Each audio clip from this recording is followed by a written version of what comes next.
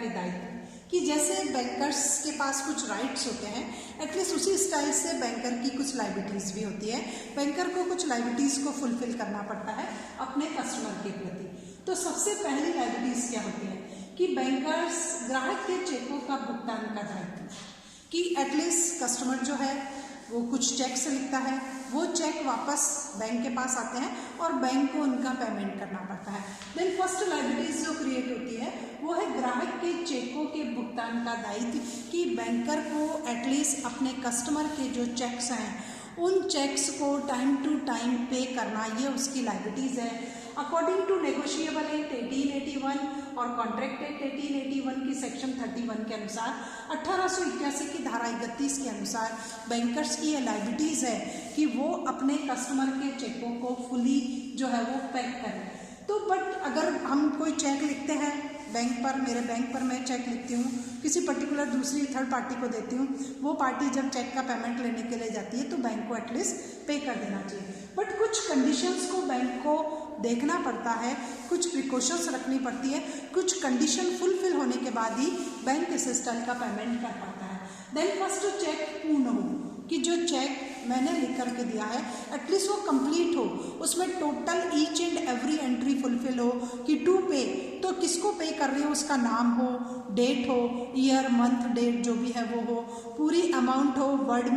Word में और figure में दोनों में अमाउंट क्लियर हो, मेरे सिग्नेचर हो, बैक साइड पे भी मेरे 2 सिग्नेचर अगर ज़रूरी है,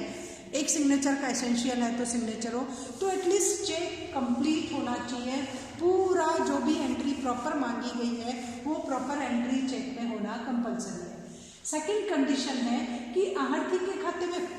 पर्याप्त राशि, कि एटलीस्ट जब मैंने चेक लिखा है तो मेरे अकाउंट में प्रॉपर अमाउंट होना एसेंशियल है। अगर मैं 50,000 का चेक लिख रही हूँ तो 50,000 मेरे अकाउंट में होना एसेंशियल है। जैसे 49,000 भी हुए तो भी बैंक चेक का पेमेंट नहीं करेगा, जीरो पे बैलेंस में कन्वर्ट हो सकता है, वो बैंक मुझसे एक्स्ट्रा चार्ज कर लेगा, बट 50,000 एटलीस्ट होना कंपलसरी है। जब तक सफिशिएंट अमाउंट में फंड मेरे बैंक खाते में नहीं होगा तब तक बैंक जो है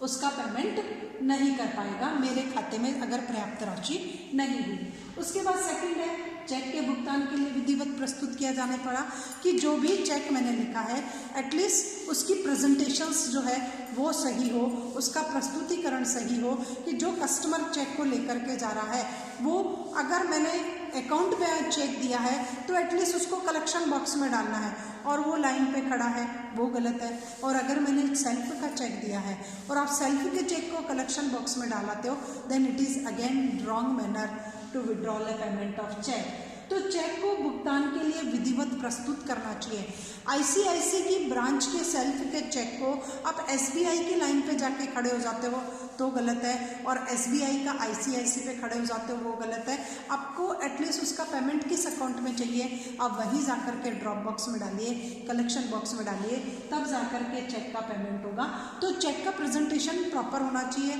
बैंकिंग हावर्स में होना चाहिए, बैंकिंग ब्रांच पर होना चाहिए, और आपको अगर क्यू में खड़ा है ना तो आप क्यू में ही खड़े होकर उसका पेमेंट ले सकते हो सेल्फ के चेक का। उसके बाद ग्राहक का खाता होने पर एटलीस्ट उस कस्टमर का अकाउंट तो हो। जब तक मेरे पास पुराने, मैंने अकाउंट क्लोज कर दिया, पुरानी चेकबुक ली, उठाई, चेक काट करके दे दिया, अब उस बैंक में मेरा अकाउंट ही नहीं है, और जब बैंक में मेरा अकाउंट नहीं है तो उसका पेमेंट नहीं होगा उस चेक का, क्योंकि उस पर्सन ने आपको बेवकूफ़ बनाया है और इस चेक का पेमेंट नहीं हो सकता। तो जो भी हम चेक काट करके देते हैं उस बैंक में हमारा अकाउंट होना कंपलसरी है, तभी जाकर के चेक का पेमेंट हो पाएगा। उसके बाद अधिविकर्ष की सुविधा, कि बैंक जो है ओवरड्राफ्ट की फैसिलिटी को एकदम कैंसिल नहीं कर पाता। अगर मुझे ओवरड्राफ्ट की फैसिलिटी दी गई है तो बैंक को थोड़ा ध्यान देना पड़ेगा कि 50,000 तो मेरे अकाउंट में है और 10,000 मुझे ओडी की फैसिलिटी मिली हुई है, तो मैं 60 का चेक काटने का अधिकार रखती हूँ, तो बैंक को ऐसे चेक का पेमेंट करना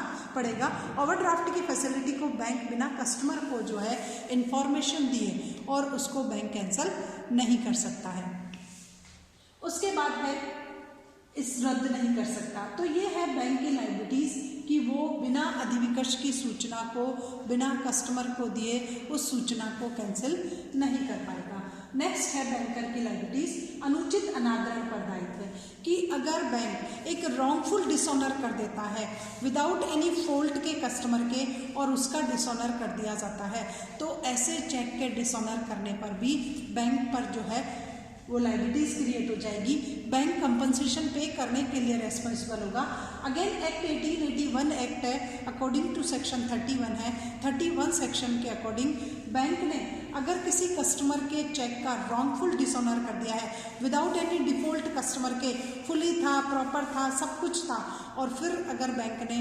कर दिया है उसका डिसऑनर, तो बैंक उसको कंपनसेशन पे करेगा। But the compensations are again two types, two categories की होगी। फर्स्ट इज सिंपल साधारण क्षतिपूर्ति और दूसरी है पर्याप्त असाधारण क्षतिपूर्ति। कि चेक का राइटर कौन था, चेक का पेमेंट लेने वाला कौन था, उन दोनों पार्टीज को देखा जाता है। तो जब साधारण क्षतिपूर्ति ग्राहक को तब दी जाएगी जब ग्राहक कोई व्यापारी, व्यवसायी या उद्योगपति नहीं हो। इट मीन्स कोई रेपुटेड पर्सनैलिटी नहीं हो, हाईफाई नहीं हो, कोई बिजनेसमैन नहीं हो, व्यापारी, उद्योगपति इस स्टाइल का पर्सन नहीं हो, तो एक सिंपल कंपनसेशन पे की जाएगी। फॉर एग्जाम्पल एक दिया गया है गिबन्स बनाम वेस्टमिनिस्टर बैंक। कि गिबन्स एक लेडी थी,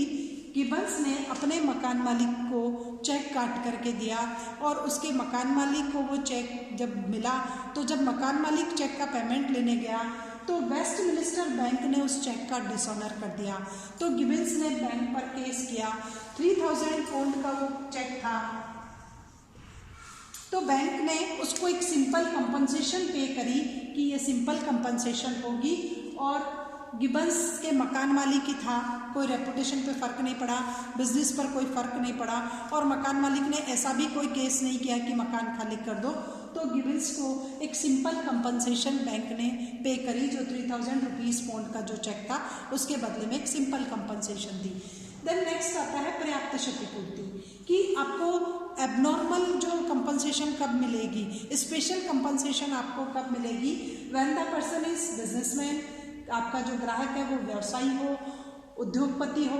कोई बड़ा बिजनेसमैन हो, तो उसको जो कंपनसेशन मिलेगी वो स्पेशल कैटेगरी की मिलेगी। और उस चेक के डिसऑनर होने के कारण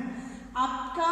व्यावसायिक व ग्राहक पर चोट पली हो, कि आपका बिजनेस थोड़ा ऐसा हो गया हो, आपके कस्टमर की क्वांटिटी डिक्रीज हो गई हो, आपकी व्यवसायिक जो आपकी ऑक्यूपेशनल जो गुडविल है एटलीस्ट उस पर चोट लग गई हो, कि उस चेक के डिसऑनर लगने से लोग आपके बारे में ऐसी असंभावनाएं व्यक्त करने लगे, कोई इम्पोर्टेंट कॉन्ट्रैक्ट आपके हाथ से निकल गया हो, कोई महत्वपूर्ण ठेका आपका अगर रद्द हो गया हो, तो भी आपको ऐसा ही करेगा, और लेनदारों का विश्वास टूट गया हो, अगर आपके क्रेडिटर्स को टाइम पर पेमेंट नहीं मिला और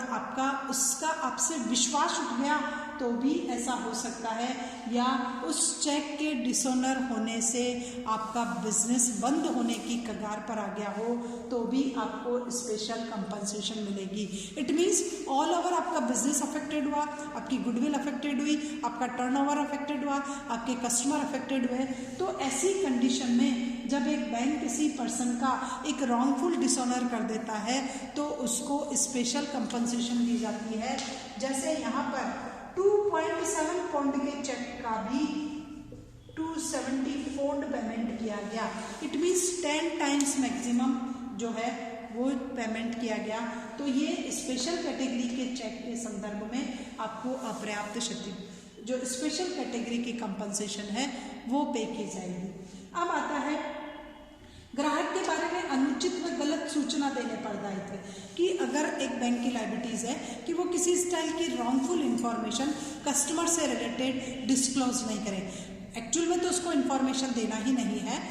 पर अगर फिर भी उसने इन्फॉर्मेशन दी है, तो अगर उसने किसी कस्टमर के बारे में कुछ गलत इन्फॉर्मेशन दे दी कि इसके अकाउंट में बैलेंस रहता है फिर भी बैलेंस नहीं है, टर्नओवर बहुत ज़्यादा है फिर भी टर्नओवर नहीं है, कमिटमेंट फुलफिल कर रहा है फिर भी कमिटमेंट फुलफिल नहीं कर रहा, और विड्रॉल कर लेता है, बार बार ओवरड्राफ्ट ले रहा है, लोन इश्यू करा रखे हैं, ऐसी रॉन्गफुल इन्फॉर्मेशन एक बैंक को अपने कस्टमर के लिए किसी के सामने डिस्क्लोज नहीं करनी। और अगर बैंक ने अपने कस्टमर की कुछ गलत इन्फॉर्मेशन किसी थर्ड पार्टी को दे दी है, तो इसके लिए बैंक केवल मात्र उस कस्टमर के लिए ही नहीं बल्कि थर्ड पार्टी को भी कंपनसेशन पे करेगा। जिसको गलत सूचना दी, जैसे सपोज करो मेरे अकाउंट में बैलेंस ही नहीं है और बैंक जो मेरा ट्रांजेक्शन जिन कस्टमर के साथ है उन कस्टमर को कहता है कि मैडम के अकाउंट में तो बहुत बैलेंस रहता है, आप इनसे ट्रांजेक्शन कर सकते हो, इनके साथ लेन देन में आपको कोई कुछ नहीं होगा। तो ऐसी रॉन्गफुल इन्फॉर्मेशन देने से अगर कोई मेरे से अट्रैक्ट हो जाता है और बिजनेस ट्रांजेक्शन करता है, बाद में पता चलता है कि मेरे अकाउंट में नील बटा सन्नाटा, कुछ भी बैलेंस नहीं था, तो ऐसा पर्टिकुलर जो थर्ड पार्टी है वो बैंक पर केस कर सकती है और बैंक को कंपनसेशन पे करना पड़ेगा। Then these are the liabilities of a bank. पहला, ग्राहक के चेकों का भुगतान करेगा, बिल्कुल अगर क्लियर है। अगर रॉन्गफुल डिसऑनर किया तो उसकी लायबिलिटीज है, और ग्राहक के प्रति ही नहीं, वो तीसरे पक्षकार के प्रति भी लायबिलिटीज क्रिएट करेगा अगर उसने कोई रॉन्गफुल इंफॉर्मेशन दी है।